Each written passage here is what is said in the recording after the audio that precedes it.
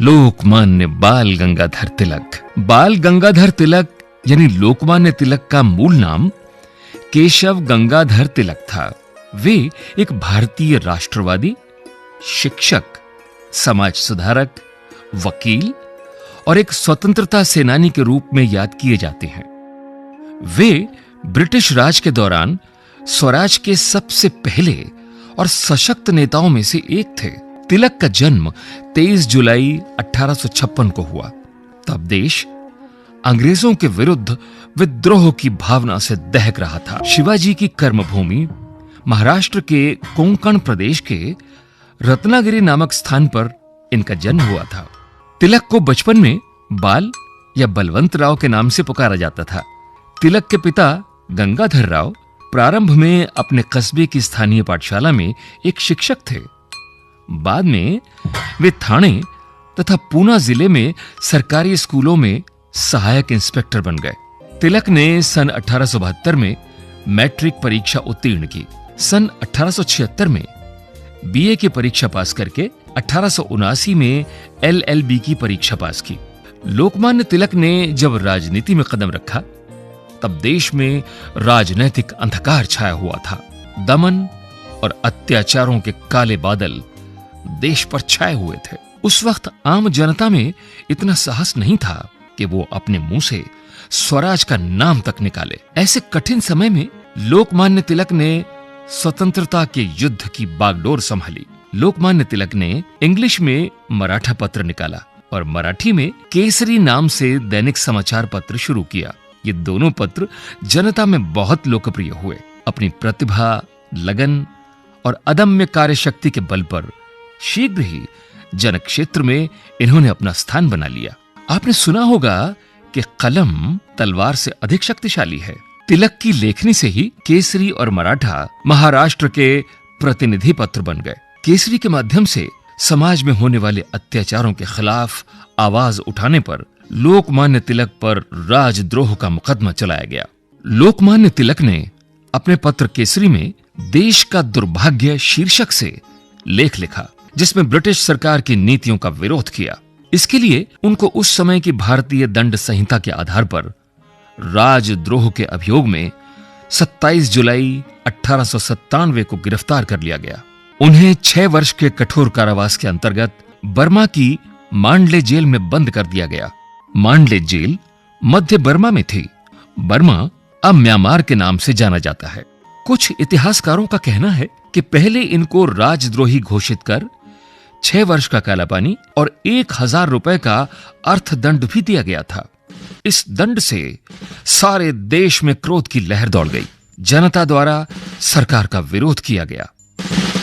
बाद में सरकार ने थोड़ा झुकते हुए उन्हें साधारण सजा सुनाई। तब उन्हें कुछ दिन बाद अहमदाबाद तथा उसके बाद बर्मा की मांडले जेल में भेज दिया गया। अंग्रेजों के शासनकाल में वहां किले रुमा जेल थी। लाजपत राय, सुभाष बाबू जैसे कई कैदी यहां एकांतवास में रखे गए थे। लोकमान्य तिलक को जब सजा सुनाई गई तब अंग्रेज उन्हें अपना सबसे बड़ा शत्रु मानते थे। राज्यसभा के उपसभापति और प्रभात खबर के पूर्व संपादक हरिवंश अपने एक आलेख में लिखते हैं कि तिलक को गुप्त रूप से बंबई से रंगून भेजा गया। उन्हें डेक के नीचे कमरे में बंद रखा गया था। वो वहां लेटकर हवा के लिए बनाए गोल सुराखों में से सांस लेकर समय काटते थे। सुबह शाम सिर्फ 1 घंटे अंग्रेज अफसर के सख्त पुलिस पहरे में डेक पर घूमने की इजाजत थी।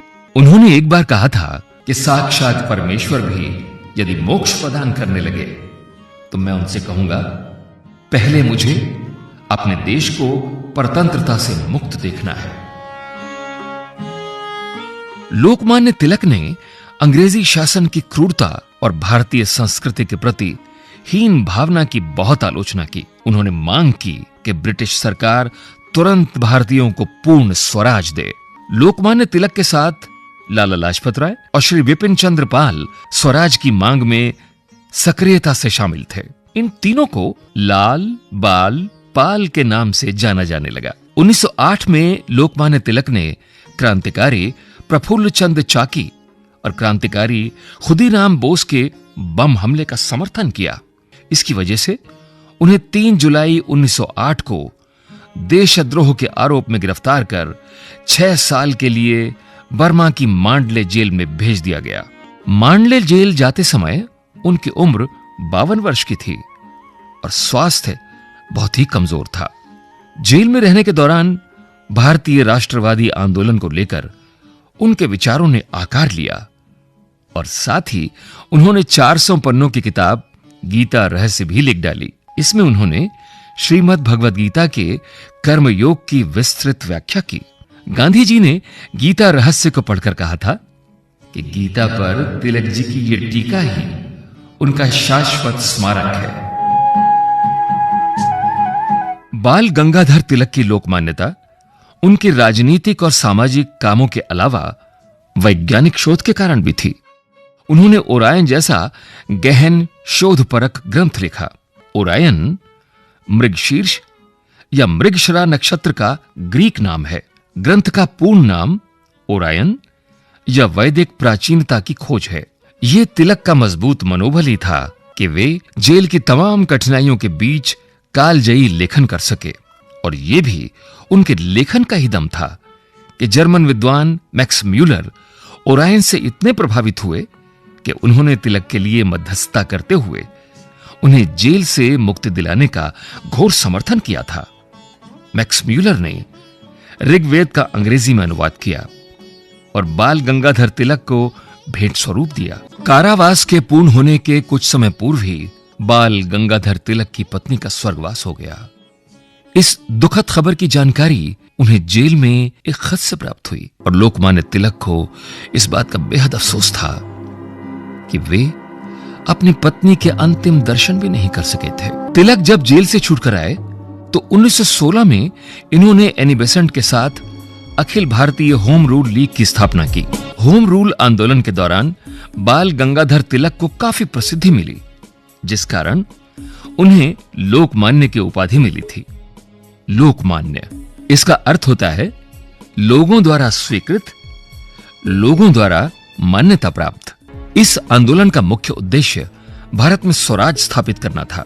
जन जागृति का कार्यक्रम पूरा करने के लिए महाराष्ट्र में गणेशोत्सव तथा शिवाजी उत्सव सप्ताह भर मनाना प्रारंभ किया। इन त्योहारों के माध्यम से जनता में देश प्रेम जगाया जाता था और अंग्रेजों के अन्यायों के विरुद्ध संघर्ष के लिए उन्हें प्रोत्साहित किया जाता था। उन्होंने कई पुस्तकें लिखीं, जैसे the Orion, the Arctic home of the Vedas, रहस्य, the Hindu philosophy of life, ethics and religion. जी वीर पुरुष बाल गंगाधर तिलक 1 अगस्त 1920 को बंबई में मृत्यु की गोद में सो गया।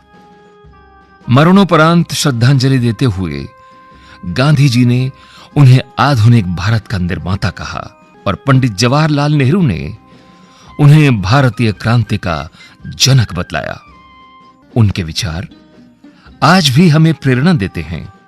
वे कहते थे कि देश और भारतीय संस्कृति के लिए जिसने अपने जीवन को बलिदान कर दिया, मेरे हृदय मंदिर में उसी के लिए स्थान है।